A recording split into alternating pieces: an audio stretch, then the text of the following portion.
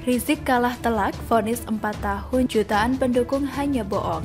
Ditulis oleh Nina Nur di siwar.com.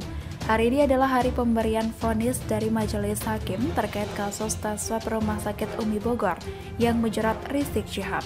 Sejak persidangan minggu lalu, Rizik sudah berkoar terutama mengenai jutaan pendukungnya. Ketika jaksa menyebut bahwa predikat imam besar yang disandang Rizik hanyalah isapan jempol. Mengingat kelakuan Rizik yang tidak mencerminkan akhlak yang baik, Rizik pun belagak kalem, seakan tidak emosional mendengar perkataan jaksa itu. Namun, jawabannya mengandung sentilan buat jaksa. Menurut Rizik, yang memberikan predikat imam besar adalah umat Islam dari seluruh pelosok tanah air. Kemudian, dia sok memperingatkan jaksa, saya lebih khawatir lagi kalau hinaan JPU tersebut akan ditafsirkan oleh umat Islam Indonesia sebagai tantangan, sehingga akan jadi pendorong semangat mereka untuk datang dan hadir serta mengepung dari segala penjuru Pengadilan Negeri Jakarta Timur ini untuk menyaksikan langsung sidang terakhir, yaitu sidang putusan pada hari Kamis tanggal 24 Juni 2021 yang akan datang.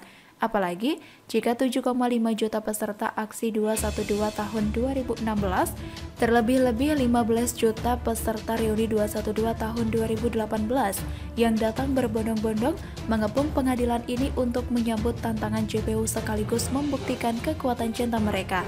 Katanya, ancaman pengepungan jutaan umat itu pun juga diperkuat oleh Novel Bamukmin dan PA212, seakan iya dan pasti akan terjadi.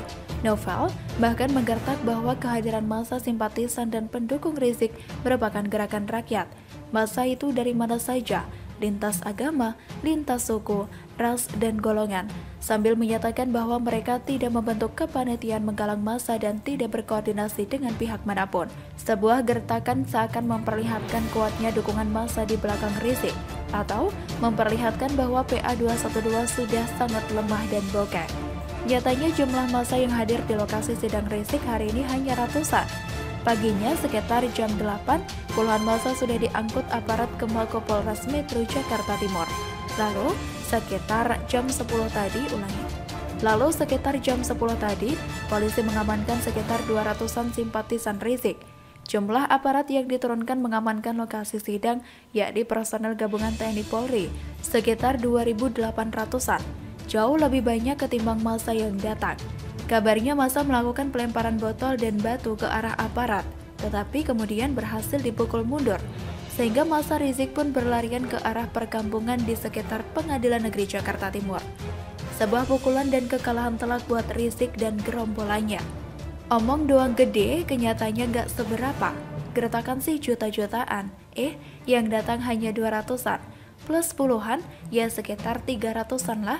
Segitu doang mau disebut sebagai gerakan rakyat? Anak kecil juga bisa ngomong besar semacam itu. Atau anak-anak pelajar yang suka tawuran tuh. Soalnya kelakuan massa yang datang hampir sama dengan anak-anak yang demen tawuran. Suka lempar-lempar batu, terus lari ke perkampungan. Kekalahan Rizik tidak berhenti di sana. Vonis yang dijatuhkan oleh Majelis Hakim cukup panjang, yakni 4 tahun penjara. Jeder, bagaikan petir di siang bolong ketika langit sedang cerah-cerahnya. Vonis ini memang hanya 2 atau 3 dari tuntutan jaksa selama 6 tahun penjara. Tapi, durasi 4 tahun itu sangat memukul Rizik. Karena juga memukul mereka dan kekuatan politisi yang ada di belakang Rizik. Karena akan melewati masa pemilu, masa di mana peran Rizik sangat diharapkan kan? Kecuali nantinya Rizik mendapat keringanan hukuman dan lepas dari penjara bertepatan dengan waktunya pemilu 2024 nanti. Ya, itu kita lihat nanti ya. Yang pasti sekarang ini, Rizik harus menelan kekalahan dulu. Publik sudah menikmati kedamaian dengan ditahannya Rizik selama ini. Membayangkan akan ada lagi tambahan 4 tahun masa tahanan Rizik sudah memberikan kegembiraan buat publik dong. Apalagi kalau nanti kasus-kasus lain Rizik juga disidangkan. Seperti kasus chat porno, harus dilanjutkan kan? Kebayangkan malunya seorang yang menyebut diri sebagai ulama dan dielu-elukan jutaan ratusan umatnya sebagai imam besar, tetapi harus menjalani persidangan kasus chat porno dan jadi bulan-bulanan awak media, serta jadi bahan bulian warganet. Lalu nanti ada vonis lagi tambahannya, itu sih kalah berkali-kali namanya. Sudah jatuh, tertimpa tangga, kesiram air, ketumpahan kopi orang lewat, ketimpuk batu lemparan massa, sakitnya, selalu dari kura-kura. Kelakuan pendukung Rizik jadi senjata makan tuan. Rizik makin tenggelam. Ditulis oleh Dina Nur di siwar.com. Rizik Syihab sang imam besar tidak akan jadi apa-apa tanpa pendukungnya. Karena kekuatan masalah, Rizik berhasil menghantarkan Anies jadi orang nomor 1 di DKI Jakarta. Kalau masa tidak termakan orasi dan narasi si Rizik, tidak akan ada aksi demo berjilid-jilid yang katanya sampai mengumpulkan 7 juta umat. Jumlah yang pernah jadi kontroversi karena selalu dipertanyakan kebenarannya. Namun, akhirnya jumlah itu kita iakan saja. Karena bisa jadi masa Rizik termasuk yang tidak bisa dilihat oleh mata manusia biasa. Hehehe. Toh, peserta reuninya makin lama semakin dikit. Dan hari ini jumlah masa pendukung Rizik jadi hal yang berbalik menampar muka Rizik dan gerombolannya. Ancaman dan gertakan memang jadi senjata utama Rizik dan gerombolannya. Dengan kata lain, kehaluan. Karena memang yang kita saksikan adalah kehaluan luar biasa dari Rizik CS. Dalam sidang minggu lalu, Rizik sempat mengancam jaksa penuntut umum bahwa para pendukungnya akan merasa tertantang dengan pernyataan jaksa yang menyebut predikat imam besar Rizik hanyalah isapan jempol. Dia pun memamerkan jumlah pendukungnya, menyebut angka juta-jutaan, mengancam bahwa jutaan pendukungnya akan menggeruduk Pengadilan Negeri Jakarta Timur saat penentuan vonis pada hari ini. Novel Bamukmin juga ikutan menggertak dan mengancam, menyebut bahwa kehadiran massa pendukung Rizik di lokasi sidang adalah sebuah gerakan rakyat.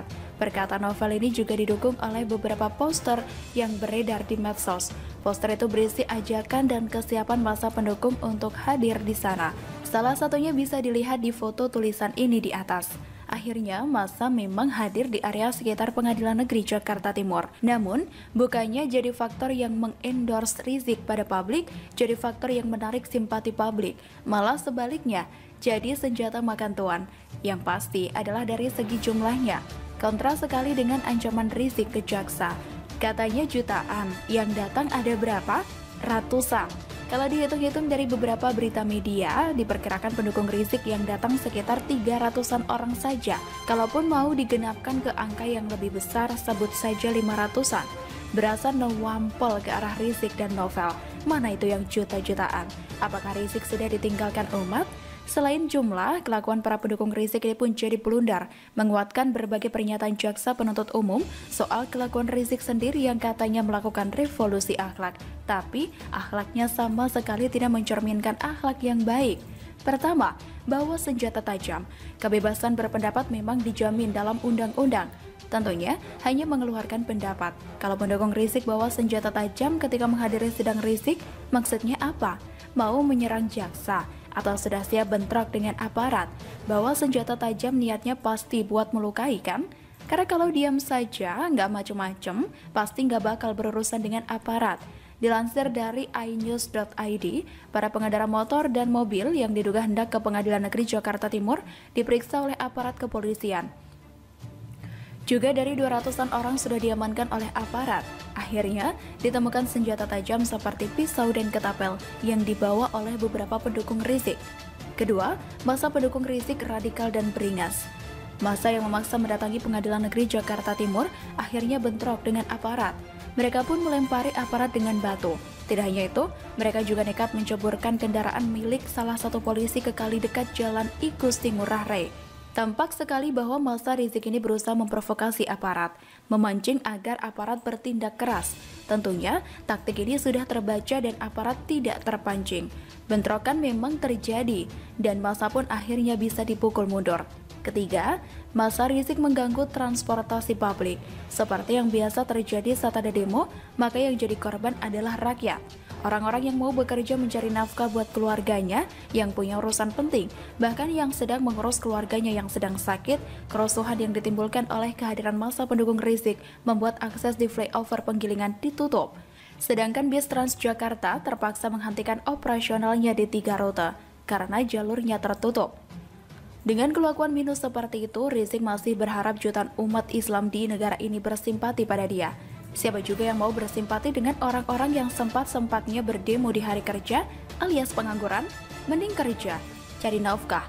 Apalagi situasi ekonomi masih kena dampak pandemi. Apakah Rizik bisa mensejahterakan umat? Bisa mendatangkan keuntungan bagi umat? Untung dan sejahtera dari mana? Dari keberingasan dan membawa senjata tajam. Itu sih nyari penyakit namanya. Senjata makan tuan. Saking blundernya kelakuan massa pendukung Rizik ini, para netizen pun menjadikan video mereka sebagai lelucon. Seperti di bawah ini, itu lagu kebangsaan Uni Soviet ya, selalu dari kura-kura.